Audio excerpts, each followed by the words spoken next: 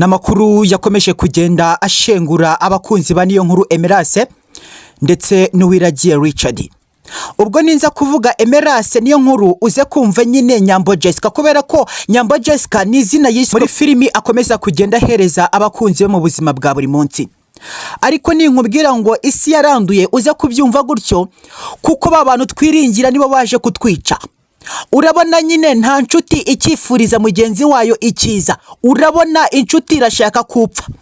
Ubwo nimbikubwira uze kubyumva ko amashyari ari kubera mu Rwanda biteye ubwoba cyane, by'umwihariko muri showbiz.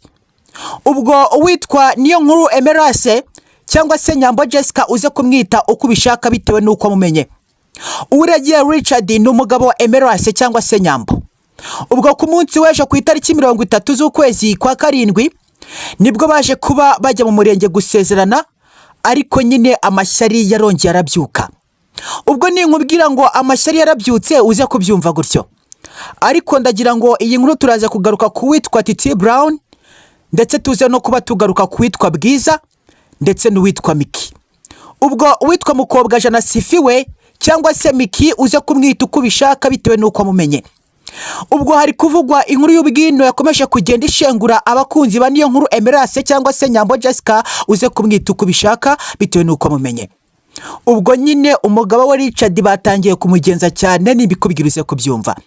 Ari nayo mpamvu ushobora gusanga nyine ibyinshi bikomeza kugenda bigaragazwa, abantu benshi bavuga uti isi yararangiye, nimureke nta nshuti zikiba muri iyi si bitewe nuko iby'inshuti ziri gukorera ngenzi zazo biteye ubwoba cyane. Ubwo witwa niyo nkuru Emerase wamenyekanye ku izina rya Nyambo Jessica yabonye umugabo nyine w'umunyamahanga ufite amafaranga. Ninkubwira ngo ufite amafaranga uze kubyumva gutyo. Uyu mugabo afite ibikorwa akora muri Dubai, bitewe nuko amakuru akomeza kugenda agaragazwa. Ajya kwambika Nyambo Jessica cyangwa se mu by'ukuri niyo nkuru Emerase yamwambitse impeta y'agaciro ka miliyoni 2 z'amafaranga y'u Rwanda. Ubwo ninkubwira ngo impeta y'agaciro ka miliyoni 2 y'amafaranga y'u Rwanda wumve ko ari impeta ya proposa. Ubwo nyine impeta y'ubukwe yo uratekereza izabigura amafaranga ngana iki? Ariko amashyari yatangiye kubyuka nyuma yo kumva uti Nyambo agiye gushaka umuherwe. Ntabwo turi buze kubyumva neza. Ndagira ngo nyine mwarabibonye ku munsi w'ejo mu murenge ntabwo higeze hagaragara inshuti zari zisanzwe zizwi, by'umwihariko ko zikundana na Nyambo Jessica cyangwa se niyo nkuru Emerase. Ubwo uwitwa Micky yigeze ahagaragara. TITI Brown we ninkubwira ngo agahinda yari afite ku munsi kendaga kumuturitsa umutima, nimbikubwira uze kubyumva. TITI Brown yabonye ibintu bimucanze, arangije afata imodoka yigira ku Gisenyi kugira ngo nyine ajye kuruhura ubwonko imitsi itaza guturika.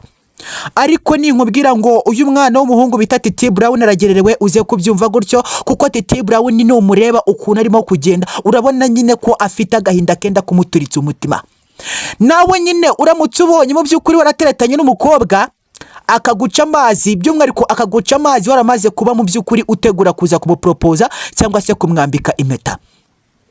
Ndagira ngo uwitwa TITI Brown hari ku itariki 5 z'ukwezi kwa gatatu sinzabyibagirwa nibwo yaje kuba ategura proposa cyangwa se mu by'ukuri ikizwi nko gutererwa ivi. Aravuga uti nange reka ntungure Nyambo muterera ivi nyine tuzashakane. Ubwo Nyambo azarebe TITI Brown araje arapfukamye, nyine Nyambo abibonye aravuga uti no ntago byakunda, ntabwo ngewe nagushingirwa, mbabarira TITI Brown, mbabarira ibi bintu tubireke. Urongera kwivuga rimwe ntabwo tuzongera kuvuga. Nyine ukabona TITI Brown yashatse gutungura umukunzi we, ariko nyine Nyambo Jessica arabyanga bitewe nuko uyu mwana w'umukobwa amakuru ahari avugwa neza ko uwitwa Uwiragiye Richard cyangwa se umugabo wa Nyambo bagiye kubana, bari bamaze iminsi myinshi baziranye, ndetse biravugwa ko uwitwa Nyambo yakundanye na TITI Brown aziranye n'Uwiragiye Richard. Ubwo benshi bakavuga uti Nyambo wabeshye iki undi mwana? Ibintu Nyambo wakoze ntabwo ari byo, nawe ntabwo Imana izakorohera, ubwo rugo rwawe ntabwo ruzigera ruramba, bitewe nuko nyine wafashe undi mwana umubwira ko umukunda ariko nyine umuca inyuma. Kuko TITI Brown niwe yakomezaga kugenda runda udufaranga. Ndagira ngo nyine true story mwakomeje kugenda muyumva, mukumva uko TITI Brown yakomezaga kugenda byina akagenda yikwatagura avuga uti ndaza gukorera amafaranga ariko nze gutsindira uyu mwana w'umukobwa. Nyine urebye Nyambo Jessica ni umukobwa mwiza kandi n'umukobwa w'umukozi. bitewe nuko nyine filimi akina mu buzima bwa buri munsi ni filimi ubona ko zikomeza kugenda zikurikirwa n'abatari bake. Ariko nawe tekereza nyine kubona umuhungu aragukunda nyine bya bindi biri true love, ariko wowe nyine wifite undi muhungu ukunda wo mu diaspora. Ari nabyo bintu ndi kubwira abana bo muri iyi minsi, mujye mwitondera abakobwa, nyaboneka nimba uri umuhungu uri kwiteza imbere rekana n'abakobwa, kubera ko nyine umukobwa murakundana ariko yifite undi muntu akunda. Ukazasanga ugeze muri cya gihe cyo gushaka kuzana umugore, nyine wa mukobwa nawe ntabwo nyine agukunda bitewe nuko nyine yifite undi muntu bakundana. Ari nabyo byabaye kuri umwana w'umuhungu Titi Brown. Ndagira ngo nyine yafashe impeta arangije ajya gupropoza uwitwa Nyambo. Titi Brown azamugera imbere agipfukama, Nyambo ahita afunga amaso ndetse ahita anahisha amaboko. Ubwo cyari ikimenyetso kigaragaza ko uwitwa Titi Brown nyine bamaze kumubenga kare byapfuye. Nyambo yahise afata imodoka ye arirukanka bitewe nuko nyine Titi Brown yaramuhamagaye azi ko nyine agiye kumutungura. Ubwo nyine uwitwa niyo nkuru Emerase cyangwa se Nyambo Jessica we yaje kureba Titi Brown agira ngo hari ikindi kibazo gihari, kumbe Titi Brown nyine agiye kumuterera ifi cyangwa se agiye kumwambika impeta. Nyambo Jessica akibibona atokesha ngo mu izina rya Yesu, aravuga uti pepe katika jina la Yesu ibintu ndi kubona imbere zanjye simbishaka. Titi Brown agira ubwoba, agahinda karamwica. Ndagira ngo benshi murabizi ko yamaze nk'amezi agera kuri 7 mu by'ukuri ari muri depression. Ndagira ngo nyine murabizi Titi Brown yamaze igihe cy'amezi 7 yarihishi atagaragara bitewe nuko bamubenze. Ubwo uwitwa Nyambo Jessica yari yifitiye umudiaspora wiragiye Richard uri mu gihugu mu by'ukuri cya Dubai, ari naho akomeza kugenda akorera ibikorwa bye bya buri munsi. Ubwo witwa Titi Brown yakomezaga kugenda akora ibyuya nyine bikabi no mu kibuno bigashaka kugeramo kugira ngo azatsindire uwitwa Nyambo Jessica. Kuko urebye Nyambo Jessica just urabona ni umukobwa mwiza cyane, ni umukobwa ubona ko ku munsi w'ejo yari yishimiye urugo, yashimye urugo agiye mu kigaragara cyo. Ariko ninkubwira ngo wiragiye Richard afite amafaranga uze kubyumva gutyo, nta nubwo twahamya ko wiragiye Richard mu by'ukuri Nyambo atamukurikiyeho amafaranga, bitewe nuko nyine ninkubwira ngo nta mezi 6 bakundanye uze kubyumva gutyo. Kuko nyine bagiye bavugana, uwitwa Nyambo akagenda mubenga avuga uti nifitiye umukunzi, amubwira ko afite uwitwa Titi Brown ariwe bari gukundana.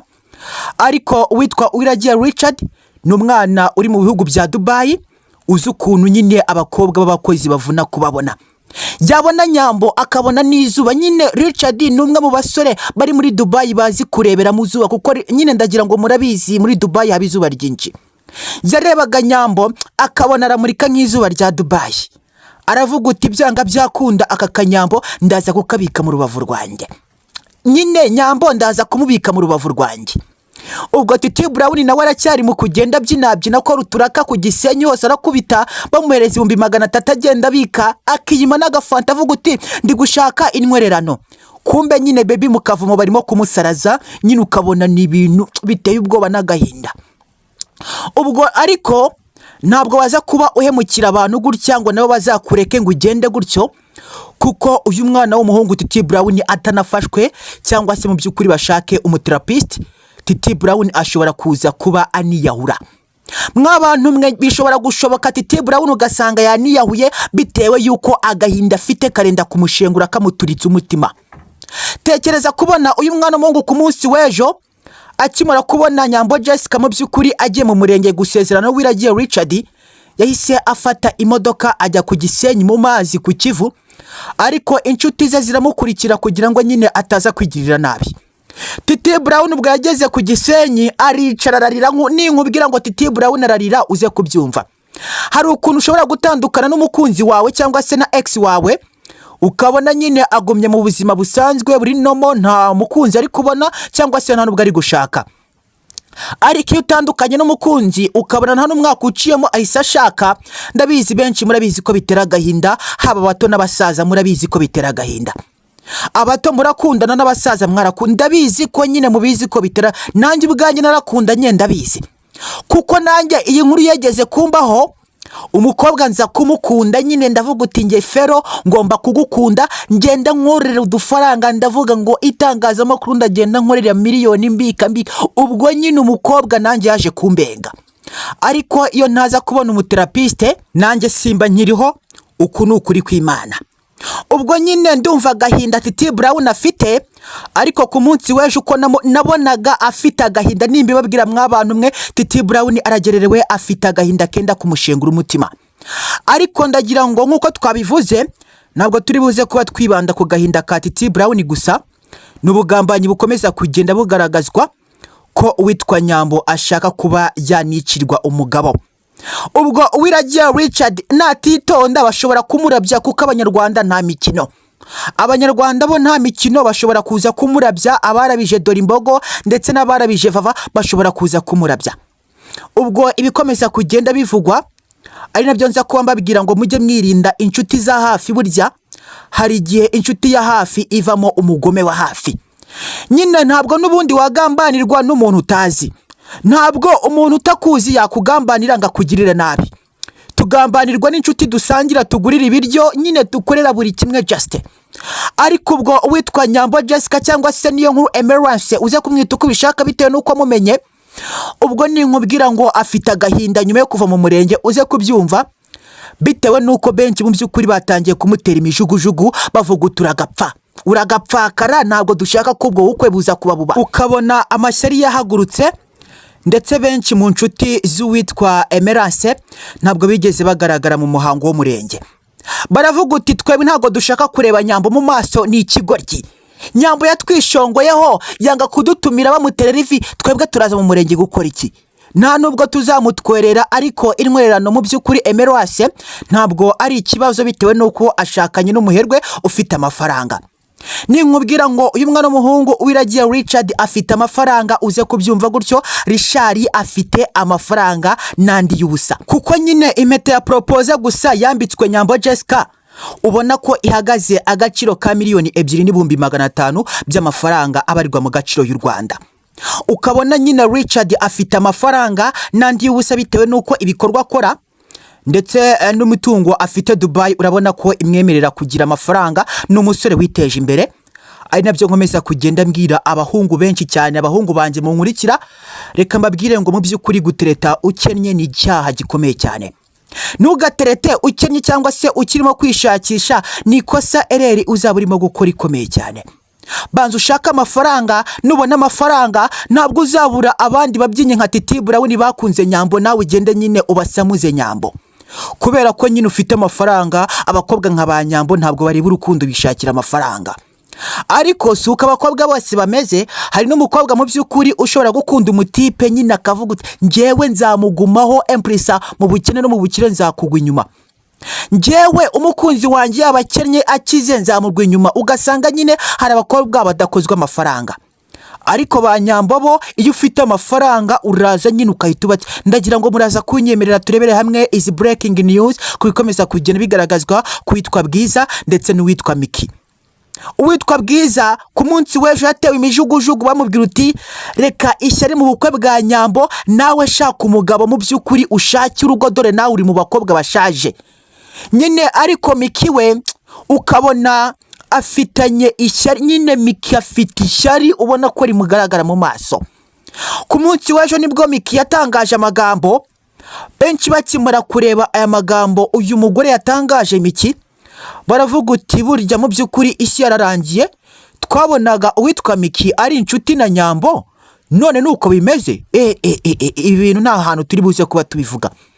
Ukabona benshi bakimara kubona amagambo yatangajwe na Micky, mukobwa Jana Sifuwe ku munsi w'ejo yatangaje amagambo yashenguye benshi, ubona ko nyine yagiraga amajanja urugo mu by'ukuri rw'Uwiragiye Richard ndetse na niyo nkuru Emerance.